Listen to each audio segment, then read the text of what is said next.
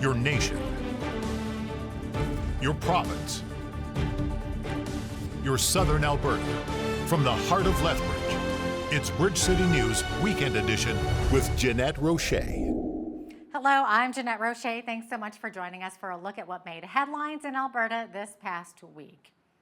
Lethbridge Police Service is preparing for the arrival of Hells Angels. According to Pete Christos, head of the Criminal Investigation Division at LPS, around 200 to 300 bikers are arriving this weekend. Christos says, like the LPS, police officers from other jurisdictions, including the RCMP, have a plan in place to help protect their communities. Like I said, we do have an operational plan in place where we're going to be monitoring these individuals and their activities. So we are well prepared for this, and we're going to monitor that throughout the entire weekend. It just means that they're looking to establish themselves within our city. Their support clubs and others are holding a grand opening and are anticipated to ride during various events and over the weekend. Their presence is expected to be highly visible, and police will assess any potential threat to public safety on a case-by-case basis. For Chief Mendizade and our members, I want to ensure the community that our service is well aware of the event and have a comprehensive and operational plan in place and is supported by the Provincial Biker Enforcement Unit and our local and national partners. Recent reports say there are currently 34 Hells Angels chapters in Canada with close to 1,300 members. Lethbridge city officials say an increasing number of encampments are being discovered and dismantled in Lethbridge's River Valley. In a report presented to City Council on July 9th, General Manager of Community Social Development Andrew Malcolm says the city's encampment strategy has resulted in some changes in the nature and location of encampments. He says some of the encampments are being constructed of more permanent materials like wood and other building materials and are being found in harder to reach locations. We are seeing behaviors change. Structures are becoming more dynamic in terms of the materials. The locations are becoming more entrenched in the river valley into more difficult locations, and the behaviors of the individuals are a little bit more dynamic for our team to deal with. According to the report, a total of 221 encampments were dealt with between January 1st and June 13th. As the trial for two men involved in the Coutts border blockade continues, we're getting more clarity about the actual intention of the two accused. Chris Carbert and Anthony Oleanick, otherwise known as the Coutts of Two, are on trial for conspiracy to murder RCMP officers. BCN's Landon Hickok was at court during this week's trial and provides us with more information. Now, the court has reviewed through some more images of firearms and body armor from the seized phones, including one of those of Anthony Oleanick's. His defense lawyer, Marilyn Burns, made the argument that those images of firearms and body armor that were not admissible to the court, since they were all stored in his cell phone's cache, that doesn't necessarily mean that he interacted with them or even visually saw them. We've then seen the court review a conversation between Jeremy and Mark Morin on the day February 14th, when RCMP officers began moving into the court's border blockade to break it up and make arrests. This conversation was made after Anthony Oleanick was arrested because the Morins did not know about the arrests of the two men while they were still planning for their next steps and did not hold any violent intentions. Even if they did go back to the Coutts border blockade. The defense lawyers say that this negates the charge of conspiring to murder police officers on Oleanick and Carbert, since the two men stayed in touch with the Morins in planning during their time there. The University of Lethbridge will be highly represented at this year's Summer Olympic Games in Paris. 12 from the Lethbridge area are headed to France to represent Canada on the big stage. Notable names from the university include Casey Botch and Paige Crozen, assistant coaches for the Pronghorns women basketball team, who will compete in 3-on-3 basketball alongside the Plouffe sisters. It's been really fun, I guess, to watch Paige and Casey and their teammates over the last year. Just last weekend, they're coming off a win in Edmonton at a 3-on-3 tournament. So it's been fun to watch, their rise, and really excited for them to be named to Team Canada for the 3x3 in Paris. Pronghorns track coach Larry Steinke will participate in his 6th Olympics as team coach, and former Pronghorns Sarah Orban and Apollo Hess will compete in track, cycling, and swimming, respectively. Outside of the university, Kiera Wardley from Vulcan was named to the national women's rugby team and headed to Paris Wednesday morning, further extending Southern Alberta's reach into the Olympics this year. The Summer Games begin on July 26th, so nice to see so many local athletes living out their dreams here. But after the break, a state of emergency issued in a northern Alberta community. Stay with us.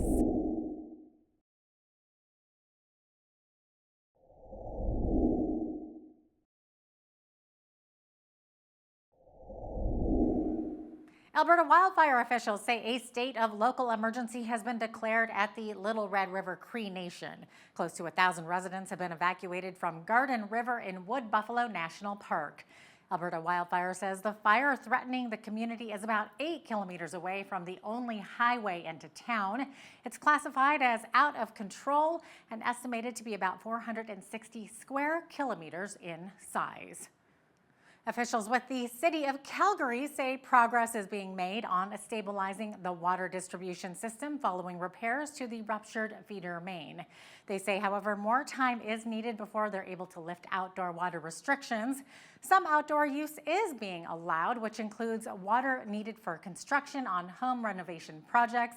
Calgarians are encouraged to continue using water collected from rain barrels or indoors. It's the final weekend for the event dubbed the greatest outdoor show on earth. In Calgary earlier this week, crowds lined up at the Stampede to get pancakes from Premier Danielle Smith.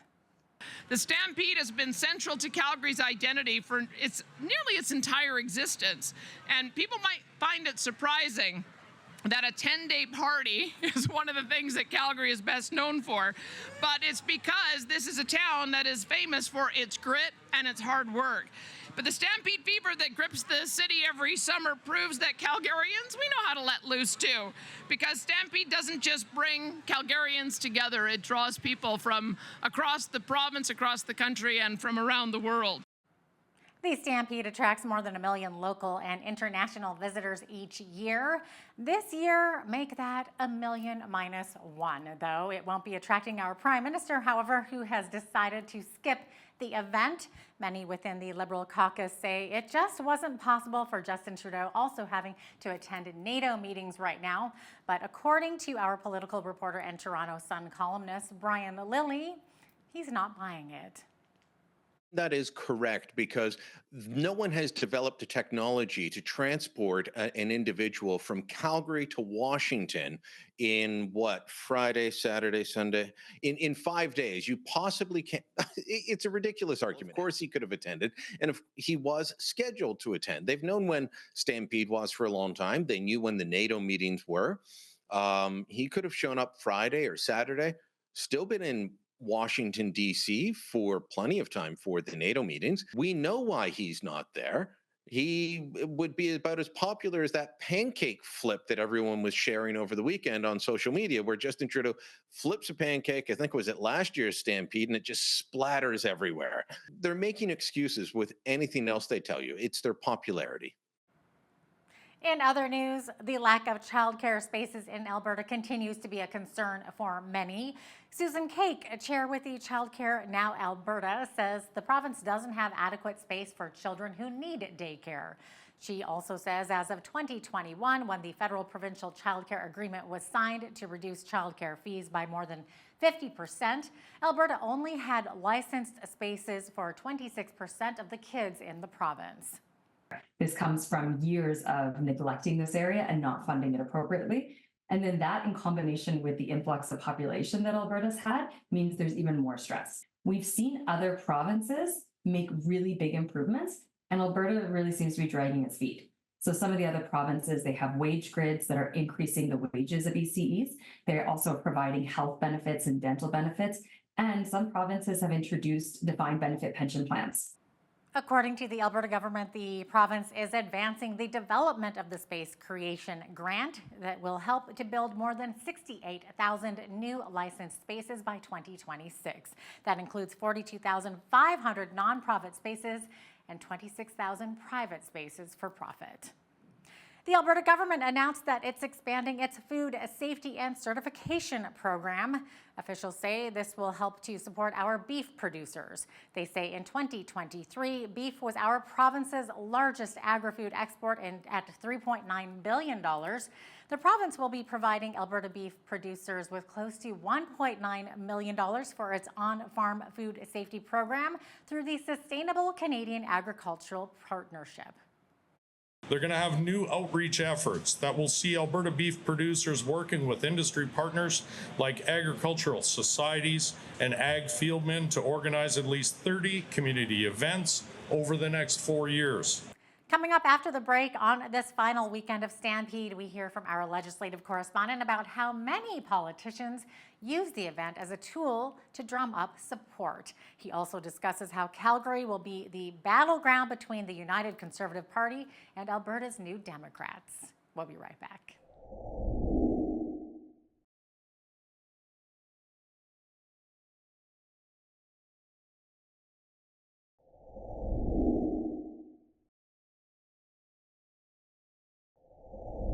Welcome back. The Calgary Stampede wraps up this weekend with visitors from all over the world taking in the greatest outdoor show on earth.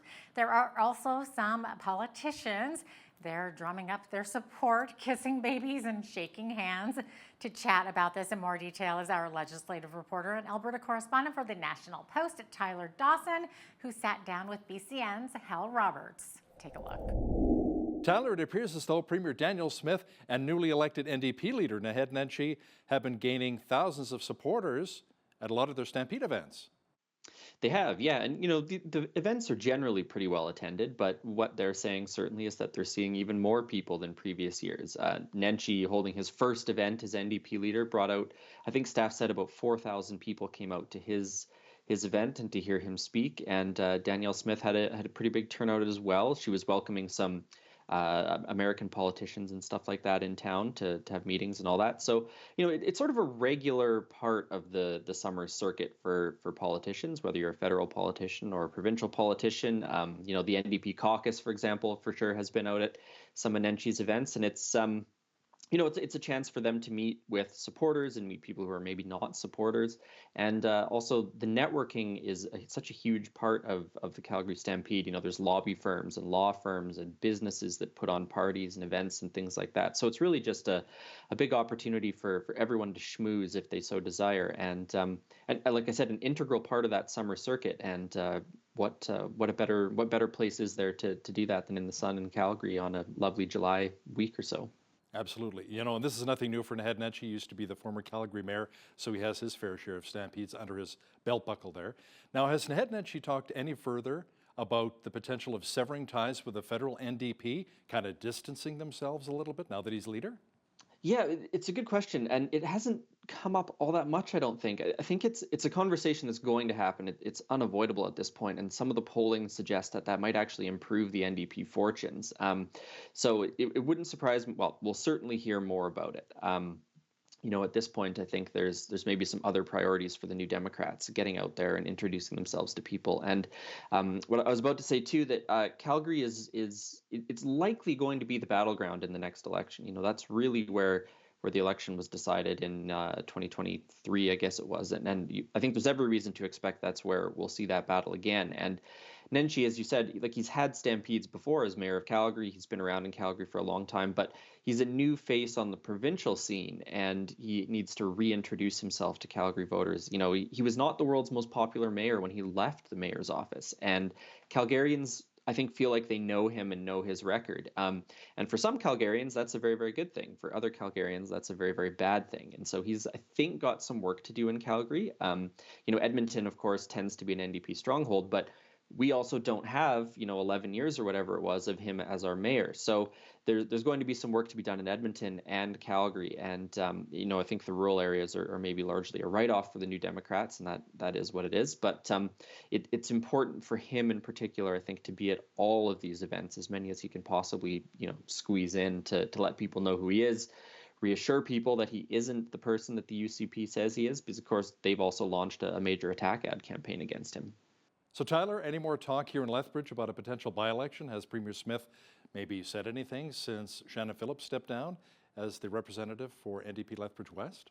Yeah, not that I've seen actually, but it's got to be coming up soon. I think there's 6 or 8 weeks or something like that to make the announcement of when that by-election will happen.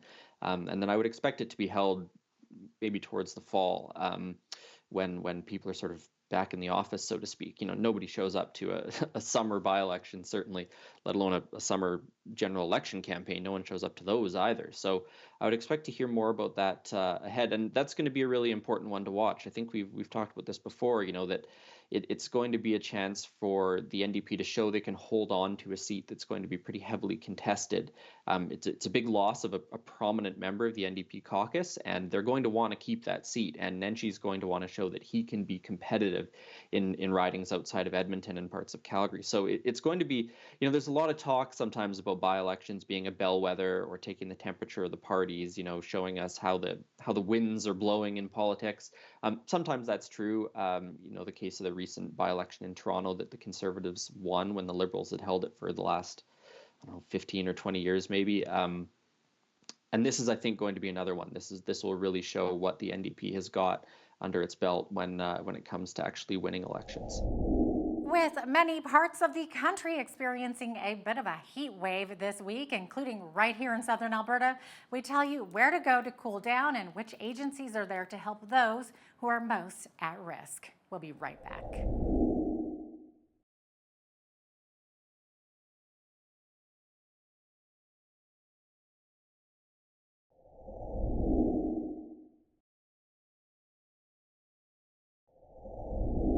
Welcome back. A Calgary man says his life completely changed after receiving some much needed dental work. Not only has the bullying he was subject to over the years of his appearance, of his teeth stopped, but he is also using the experience to educate others about judging people on appearance alone. BCN's Naveen Day has that incredible story. Just over 3 years ago on Bridge City News, we brought you the story of Paul Bennett of Calgary. He spent years of his life being ridiculed over the appearance of his teeth. Fed up of the bullying, he decided to do something about it and began saving up the thousands of dollars needed for a full extraction of teeth and a denture fitting. Even his son and employer pitched in funds. But on the day of his procedure, he received a surprise.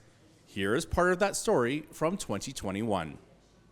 People have driven by and said to me, "Oh, nice car you have," and then turned around and said to me things like, "Why didn't you take that money and put it into your teeth?" I just thought how sad it is that people tend to judge before they actually get to know the person, and Paul's a great guy. If you can just look past that, hey, he might have bad teeth, but we don't know his circumstance. We're so inspired by your story and what you've been through that we're going to step it up and we're going to do this for free. Wow. You're an amazing man, and I am so inspired by you. I am so inspired by you. And when Paul sees his new set of pearly whites, he and his girlfriend can barely contain themselves. Got some teeth there. They're nice and white and straight. You look great. It looks amazing. Yeah. Thank you. You're welcome. I'm now joined with Paul Bennett. He's here to give an update to his story. Now, Paul, I last saw you in 2021, and when I interviewed you right before your procedure, you seemed very beat down. Now, I'm looking at you now. This is a very different person before me. You're much more positive. You look so much happier. You're smiling in front of me. What has happened over the last 3 years? Just give us an update. Well, my life has definitely changed. The reactions people have when you have teeth compared to not is amazing. One of the stories I'll share real quick is I had a customer I had done a job for when I had no teeth. And when I went back to do another job for that person, I had my new teeth. The first thing the customer says to me is, "Paul, you got new teeth. They look amazing." You know, things like that have been the reactions of people. New employees that come and work for us. You know, they right away comment on my teeth and how nice they look. Just the overall feeling and the way people treat me is totally different and more warming and welcoming compared to when I didn't have teeth. What has that done for your mental health? amazing. It makes me feel more confident, makes me feel better about myself, makes me smile all the time when people say things that are funny instead of sitting there looking angry. Now I'm laughing and I'm smiling and stuff, so it's been huge. And you say that you've shared your story with hundreds of people, and there's been a ripple effect. Can you just tell us about that ripple effect, what has happened, and what message your story has sent out? Well, it's been amazing, the response from people. I've shown customers that we do jobs for. I've shown family, I've shown friends. Almost everyone that I get an opportunity to show it to, I do. And the message is simple, of kindness to others. And they've turned around and said, you know, I'm going to do something today just to be kind to someone. And that sometimes is something as simple as buying a coffee for someone in behind you in the lineup. You know, just little things like that, letting someone in the lanes in traffic and stuff, you know. And what about the message of prejudging others? Because you were judged for years just because of the way your teeth looked. You know, when we judge other people, we're taken away from ourselves too, because we don't get to learn the opportunities that they can bring not only to our life or say in a job interview thing, how they can be as an employee and what they can bring to the company. We're putting biased views in front that block us from seeing the real gifts that people have to offer and the beauty people have to offer to us. Thank you so much for your time, Paul, today. Is there anything else you want to add? Any final thoughts? The only thing I would say is continue to do acts of kindness to people. It doesn't have to be big, it can be little, but it makes a big difference for the people you do it for. Thank you so much. I'm Naveen Day. On behalf of all of us here at Bridge City News, thanks for watching. After the break, another heartwarming tale about a man who battled the odds to break free of addiction. We'll be right back.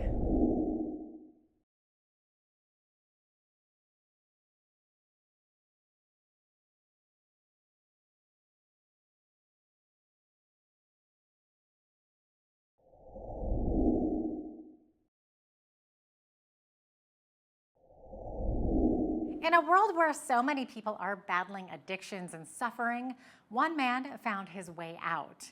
Alan Nelson says it was his faith which helped set him free and on the right path of healing. BCN's Heidi Echeverria has that powerful story. When I had an encounter with God and accepted Jesus into my heart, and that was the game changer. That was the game changer in my recovery journey. Alan Nelson is a man who battled addictions for more than 40 years. He had to deal with the guilt of losing loved ones as a consequence of his addictions. He says only Jesus Christ gave him the victory to overcome and allowed him to change his life. Alan Nelson shares his story. My addiction started when I was probably about 14 years old.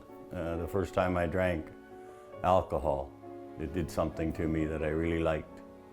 So everybody, all of my family drank, and everybody I knew drank, and that was just normal. So I drank just like everybody else. And then I joined the military in 1968, and the military very much revolves around drinking a lot of times. And so everybody drank, so I drank. I think I knew very early that it did something to me that I didn't like, but yet there was enough that I liked that I wanted to keep going there, because then I could be happy and I could dance and be a big joker and everything, and I just wanted everybody to like me. But it got to the point where I had to have it. Lost my wife, my daughter, my friend Larry. I'm just ever so thankful that my daughter Tina wasn't home that night. 3 people lost their lives as a direct result of addiction. It was October 22nd of 1988 that an investigation determined that a house fire from a cigarette claimed the life of Nelson's wife Karen, daughter Shannon, and his friend Larry. Nelson himself spent 2 months in a burn ward in a Calgary hospital as a result of the injuries sustained from the blaze. Well, after I lost my wife and daughter, the alcohol took away some of the pain for a short period of time, and the cocaine took it away faster.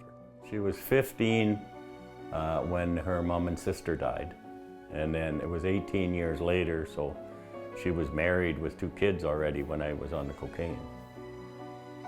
And you know, it came to the point where I loved my daughter very much, and we always cherished the time we had together. But I phoned her one day and said, "Oh, I'm going to come for a visit." She said, "No, you can't come anymore, Dad." During this terrible journey, something else came into Nelson's life. Cocaine was supposed to make him forget his past. But like any addictions that lies, it submerged him even further to the point that he almost lost his other daughter and grandchildren, causing pain to those who love him the most. I had gone to different government-sponsored rehabs, and I knew all the words of recovery. I just didn't take the actions of recovery. But none of them brought Jesus into the equation. And I knew right away when I got to Teen Challenge something was different, because people were smiling, you know, and people seemed happy. Nelson was running out of options, but fortunately a helping hand came into his life. He decided to enter a rehabilitation center. It was Teen Challenge, which not only offers rehabilitation but also the opportunity to meet Jesus, who makes all things new. And now in Christ, I know who I am. I'm involved in my community, and I'm involved in my church. I'm involved in 12-step meetings through Alcoholics Anonymous. Nelson says, thanks to Jesus, he now has a purpose in his life. But I strive to do that, to show love, to show Christ's love to others. If I can get even that close to showing Christ's love to others, then my day is a success. Nelson says he wants to continue showing Christ's love through his volunteer work at Teen Challenge and his effort at the Lethbridge Soup Kitchen. After the break, as the world stands at the threshold of the integration of AI, the question some might have is, what does this mean for my job? We dive into that next.